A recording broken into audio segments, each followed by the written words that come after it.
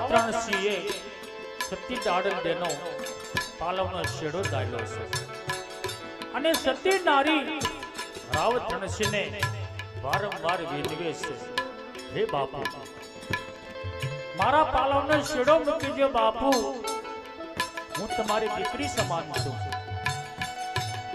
તમને આવું બધું ના શોભે બાપુ, તમે એક રાજા છો અને રાજા અને પ્રભુ બંને સરખા હોવા જોઈએ, તમારે કોઈ નબાળનો સંગ થયો છે બાપુ, મારા પાલવનો શેડો મૂકી દો.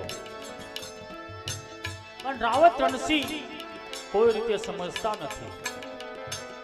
ત્યારે સતી ડાળલ દે એ બહેન પાસે પાણીનું બેડું મંગાવે છે અને શું કહેવા લાગ્યા,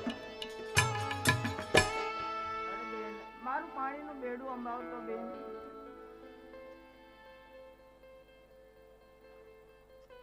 અરે બાપુ હજે તમને સમજાવું છું, મારો શેડો મૂકી દો બાપુ.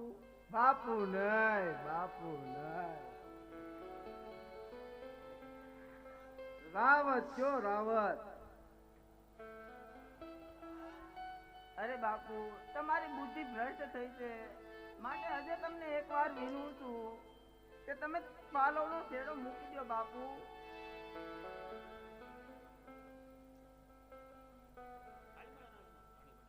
અરે બાપુ મારો શેડો મૂકી દો, હજી એકવાર તમને વિનવું છું બાપુ.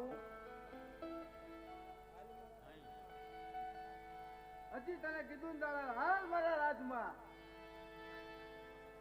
અરે રાવત હજે એકવાર તને વિનવું છું કે મારા પાલવનો શેડો મૂકી દે.